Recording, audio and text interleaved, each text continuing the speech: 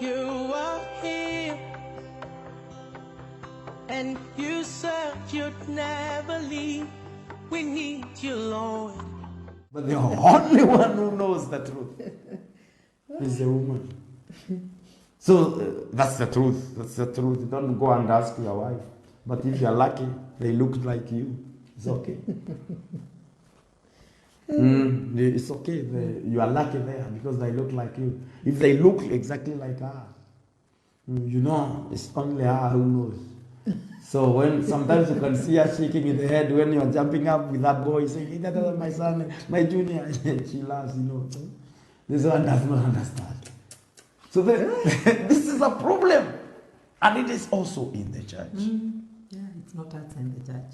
I am telling you, ladies and gentlemen, for the years I've stayed in this counseling business, in this life, in this calling, I have seen a lot. By revelation and by experience. It's not many years, but I can write volumes of books. I can say a lot. So these things, unfaithfulness is there on rise in Christian family. Yeah. This was something very rare Yeah. in Christian family. Now it's something that is It's normal. nominal. Now, another thing that is now attributed to this low level or low value attached to marriage is homes. So because of this rising of sexual immorality, children are born outside. And now you have started having now step homes where you are taking care of the children, taking responsibility. My child is mine, but I will take responsibility. So this is also beginning an issue, straining you financially, straining your attention, bringing tension in that marriage. So it's there because these things are being done in this case. Yeah. And now, because of this little value in marriage, high expectation when they get married. They have very high expectation. That's why they go in there. But they invest very little to meet that expectation. Yeah. That's why they are going out of frustration. Many people are frustrated. I want to tell you for sure, if God comes today, listen to me, and says, this hour, I change the Bible. We have a change of Bible. A man can divorce the wife that he has now send her packing and remarry. Or God comes, let me put it this way, say, all marriages are dissolved Officially. Now get married afresh. And this is the rule. You can marry the one you married before or you change. I want to tell you for sure, you will see right, left, middle, center, reverends marrying fresh wives. You will see chief, apostles, senior, junior, and all categories marrying afresh. You will see archbishop, bishops, you write what if they are central and middle. All of them getting married. Why? Statistics shows it is less than 10% of married Christians who are comfortable with their spouses. Yeah. They are less than 10%. I want to tell you this. So if it means 90% plus of the people who speak in tongues, people who preach, people who carry collars, people who do all those things are not comfortable with their marriage. They are not comfortable. If you want to know it, it's easy. If you are a think and you have a burden of the marriage, your mind will go quickly and you will begin to see it. When I was going to get married in my time, I looked for a couple in my area that I could look as role model and then sit under this person and listen instruction and hear God and see that. And I was looking specifically even from men of God because I had a grandfather of preaching the gospel. Let me tell you the truth. In my area, I saw one couple. I saw one couple. Even today, I respect that man and the woman. Amen. Amen. I respect them. One couple. The others, I thought they are good. When I started going close to them, I said, oh, So that is how they are. Role model, to see a husband and a wife working together, complementing one another, being one thing, being a role model. It's very hard. You see a good man, a bad wife. A good wife married to a bad man.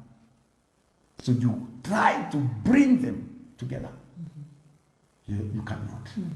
Less than 10% of Christians, not pagans, are comfortable with their spouses as I speak now.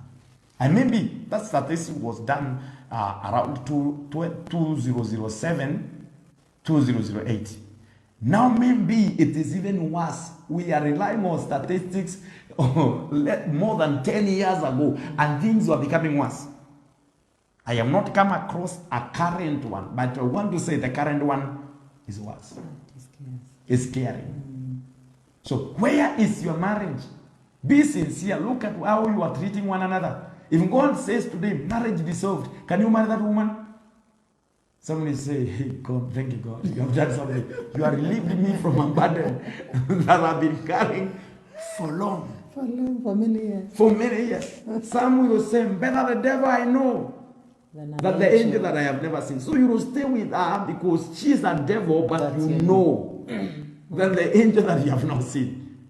So say, let me stay with this one I'm used to. That's why some people even get difficult to change their old shoe and put on a new. Because this is used to the leg. That's why it can be torn even as you go. You are used to it. So are you comfortable with that marriage? And if you're not comfortable, what are you doing? You're supposed to work on it. Yeah, amen. Because there are things you can do. I say, there is a way you can work out your marriage. I have seen so many people who are promising even one another, we shall divorce next year. And let this child complete this, we shall divorce. I don't want the children to be left at this age. Others say, when we go back home, because they are in a strange country, strange city, this time we shall divorce. But today, after we met and shared the one of God, and we showed them how they can make themselves one. Marry in the mind, marry in the spirit, and become a system. Remember, we understood one of the biggest power of a couple is to become one. When they are able to unite, that unity, that harmony, that peace between a couple brings wonders. So these people are happy. I am proud of them. Amen. When I meet them today and I see how their marriage is going, I imagine those people, even they talk and say, imagine you are saying we can live one another. I came to know this is the best man. I saw a pastor who encouraged me, a lady pastor. I listened to her program and it touched me. And she said, she prayed and she got married according to the will of God. But all of a sudden, after marriage, she started having hard times with her husband. I said, God, this is not what I prayed for. Why did you give me a bad man? And I prayed for a good one. Then God said, your husband is not bad. The only thing is that you are not submissive. Because she told God, I am submissive. What don't I do? I do everything for this man. I hear him. God said, no, you're not submissive. Let me tell you, submission is preceded by an attitude. It doesn't matter what you do, if you do it with the wrong attitude, the motive. Behind. Submission, number one leading in submission is the motive. Why are you doing that? Do you have understanding? Submission is done with understanding. You understand what you are doing? With submission is the act of revelation. So if you have no revelation, you do it wrong. So this woman said, I can't be wiser than God. So than God, I don't know. Teach me submission. God said, you are now right. So women are taught by God to submit. Men are taught by God to love. Yeah. So this woman started now listening to God. Do this to your husband. Do this to your husband. Behave like this. Inside. God works with inside. Amen. Amen. That's why Peter was saying that your beauty should be from inside. That humility, that humbleness. So the woman is from inside, not outside. Love is also from inside. It's something you have it from inside. It's a spiritual thing than physical. Amen. So it is the theme of inside. So after this lady began now to follow God, she started seeing the husband changed. And started seeing the man becoming the best. And then after that, this man became the best. And then she said, God, I was wrong. I did not know what is submission. And some women, as I speak even now, they don't understand that. We shall come to that and look at it as an issue. But I want to say this. If you come from a background where now you are not ready to submit, there's a problem. Now, another thing now which is very bad and is happening in marriage, people are placed careers above marriage. People are placed careers above marriage. And this is what is splitting home, dissecting it in the middle, throwing pieces away. Marriage, career. The husband is in school. The wife is in school. Children are in school. The husband wants this master. The wife wants this master. All of them want to master, but not one another. And children want this. And you meet them. All of them have homework. The husband has homework. The wife has homework. The children have more. Nobody is talking to each other. You are working your work. When you feel angry, you go to the kitchen, eat, then go back to your homework. Whoever finishes first, you go and sleep. And I have a paper to present tomorrow. I have this to do tomorrow. I have this to do tomorrow. I came across a couple for 6 months, living in the same room, moving. They had never had sex. And they are married. Why? Busy. And it is a seminar. It's a seminar that brought them into senses. A seminar. And thank God for pastor for arranging that seminar. And the Christians, committed Christians are coming to church. Say, oh, you're married. Now, how can unfaithfulness be tamed in that kind of marriage? This man, when he gets attention where he goes, you feel him falling. The woman, the same. Yeah. When the mind is free and numb, you get somebody who is free, prepared. You miss the target of your marriage. So people, I say it's good to study, it's good to learn. It's good to have degrees, all of them that you can achieve. But you need to have a program. Once you get married, when all of you become tired, you will not help one another. Have a schedule of study. Yeah. Study yours this time. So that I support you until you reach this level. Then I pick. From where? Yeah. It's not a competition. We are not competing. We are helping one another. So you need to have a program in that marriage so that the wife can conclude her degree at this time. The husband can take over. When the wife is now taking duty, you need one of you to be free or less busy than the other to keep this fire of marriage moving so that you will encourage this person, you will help them to do what, you will be there and you will remain connected still. It's wisdom. The Bible says, my people are destroyed for lack of knowledge. So once you begin to understand that and rearrange yourself, you arrange how you do the program, then you will save your marriage. Then you will be able to help your children. They will be there. They will not miss you. You will parent them. Now, this comes in now, it brings another question. Because I've seen also many Christians, they have missed a lot in their track when it comes to the things of the spirit, simply because they are working and they want also to pursue their careers. And now they are doing their classes on Saturdays and Sundays. So there's no time for God. There is no time for worship. That's a disaster also. Now, how can such people be helped? Because many You see of now- them, they have missed God, and whatever they were trying to build, if it's that career and family, it's no longer there. If your Because- career is the reason why you can't worship, then it's cast already. God will never bless that. If this is the reason why you separate from God, that is not blessed already.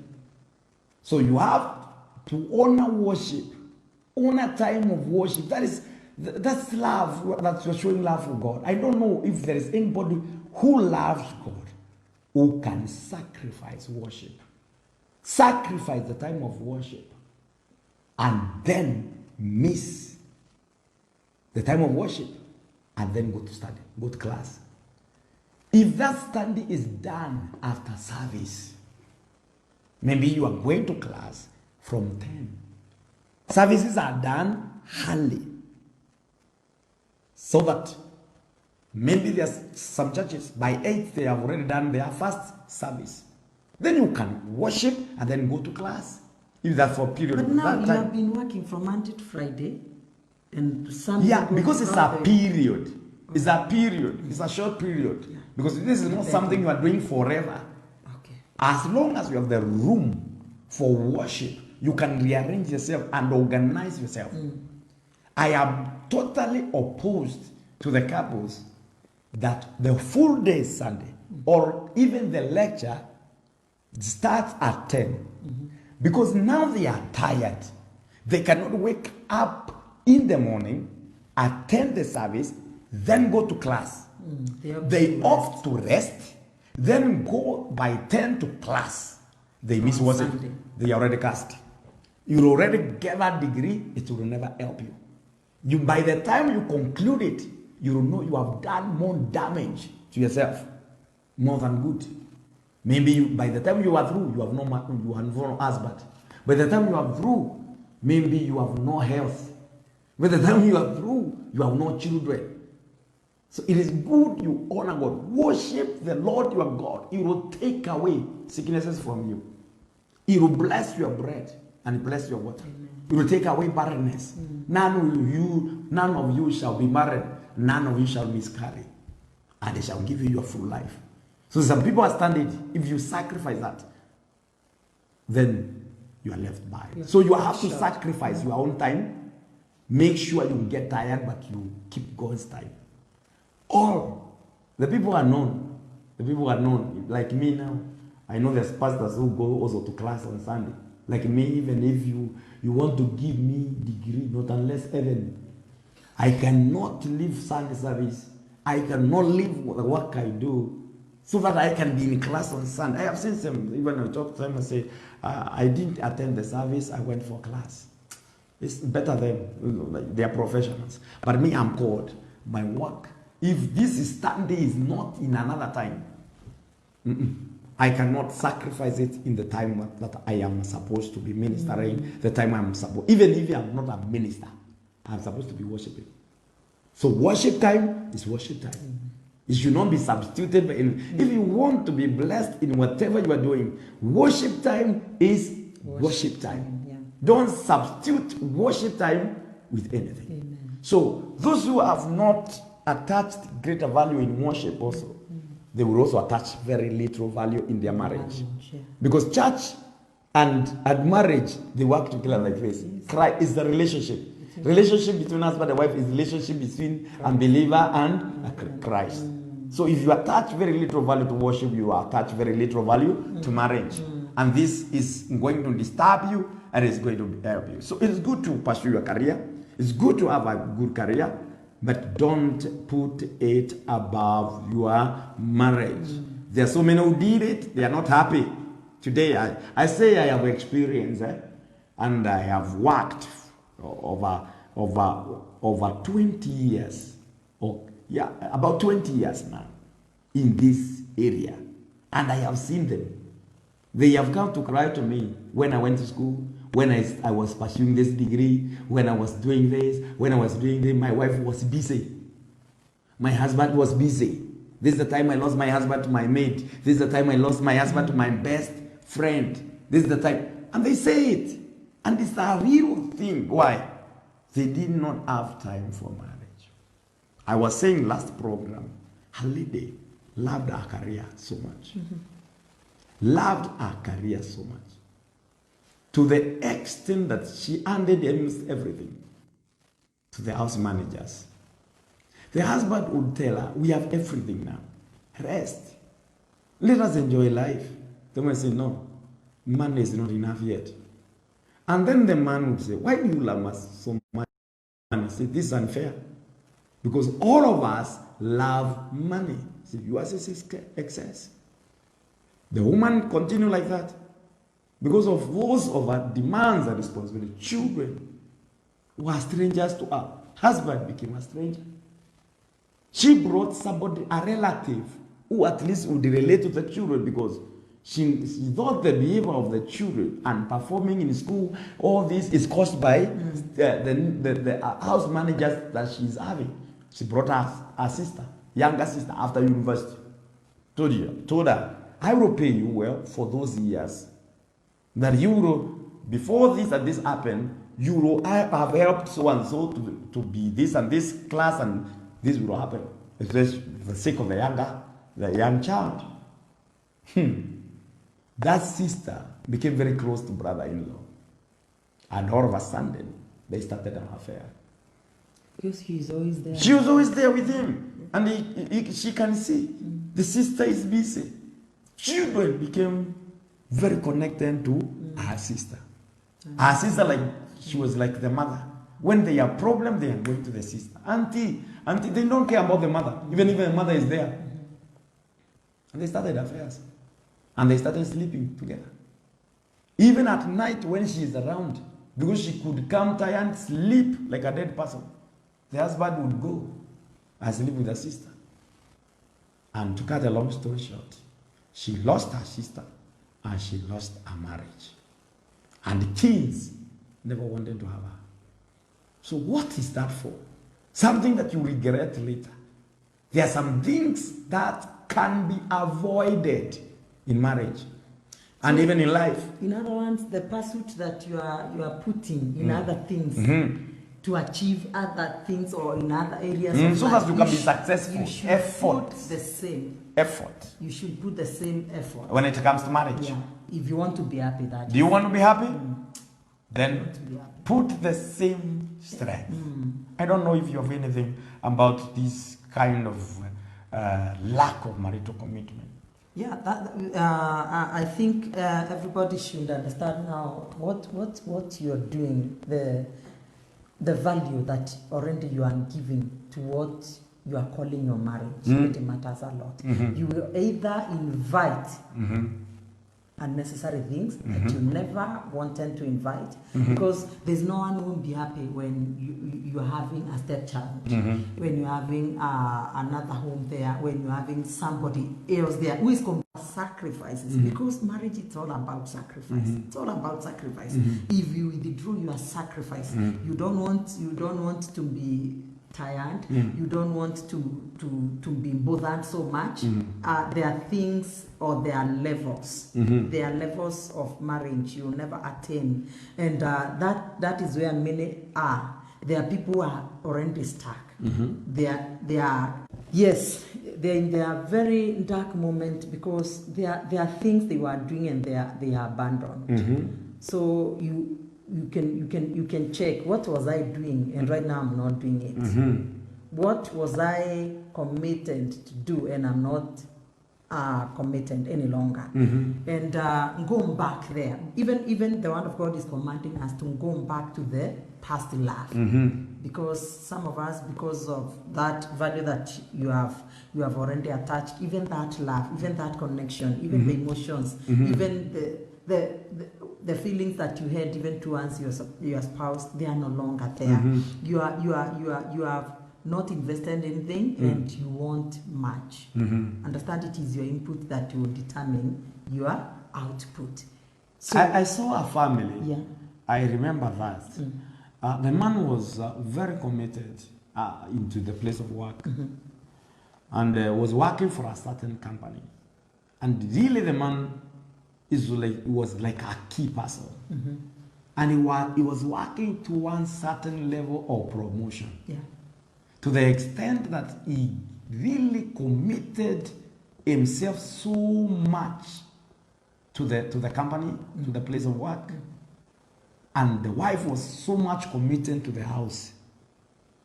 He had to force the wife to resign, so that the wife can continue in the family.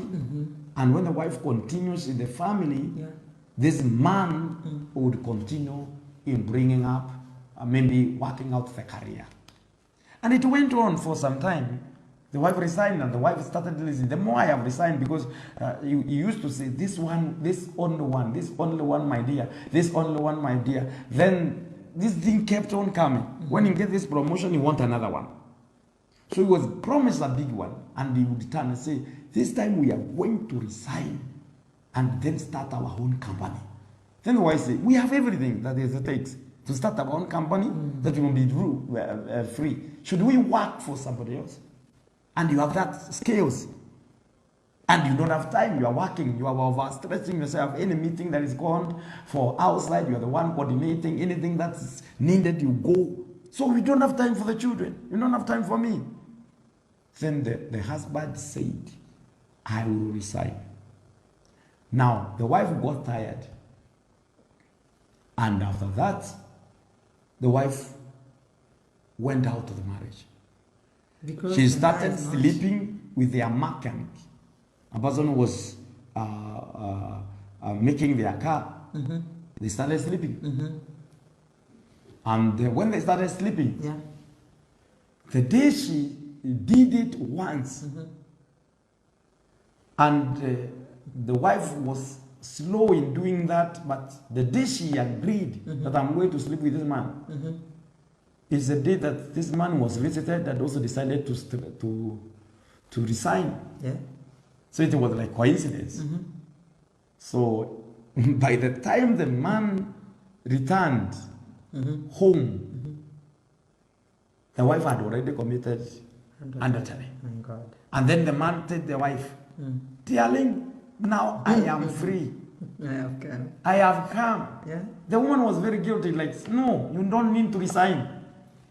You need to continue working, get that goal. But the man resigned, and he could not be given that promotion even after achieving the result that he was told he would be given the promotion. So in other words, he was there was a loss. Greed, eh? Full of greed. Yeah.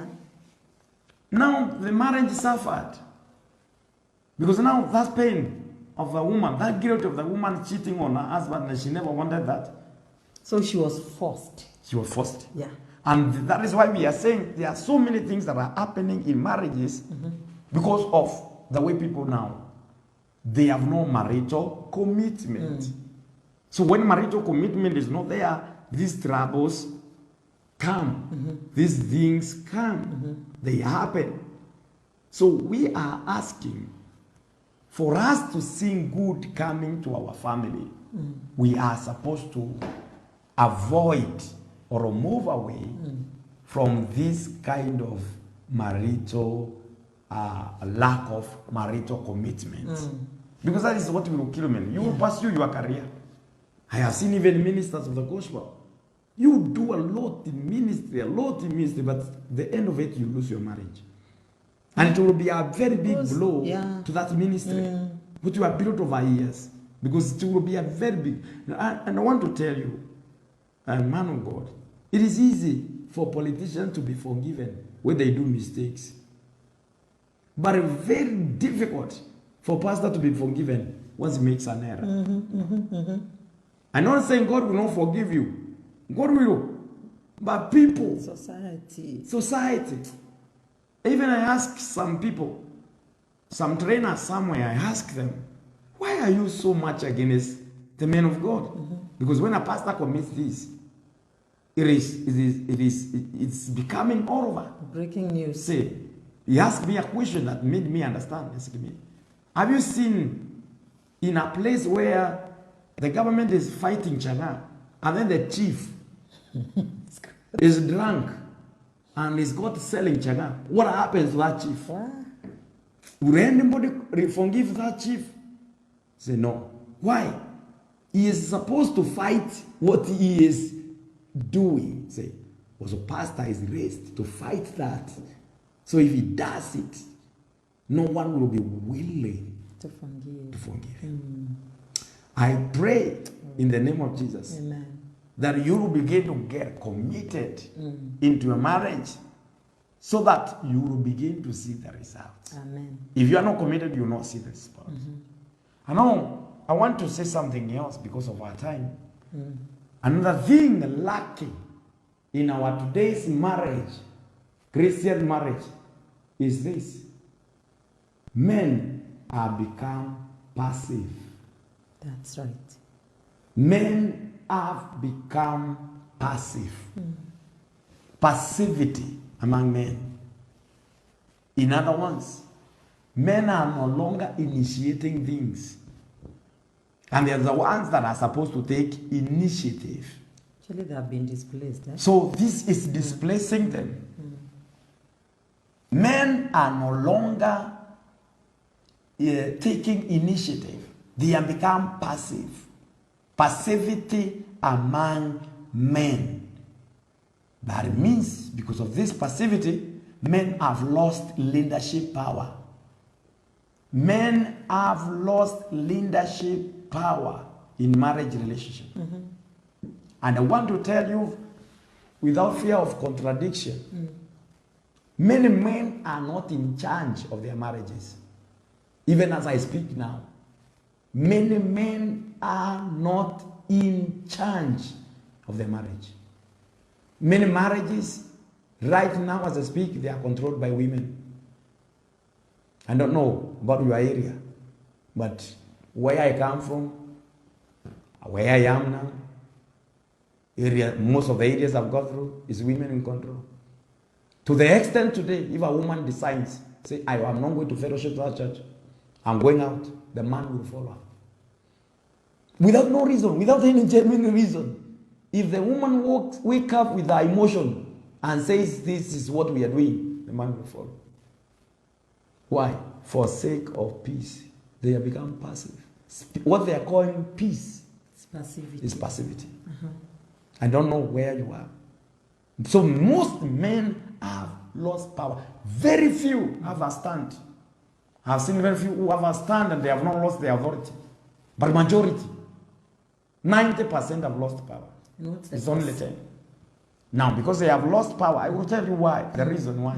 But this is the situation now. There's no leadership. Reason number one that has caused this and where we are growing, most men were not fathered. Yeah. Most men, I say, and generation of most men, fatherhood has been taken away from them. They were not fathered. It takes a fathering to make a father. So, we can see, since men entered to fight for independence, it started history. In the World War, Second World War, 1930s,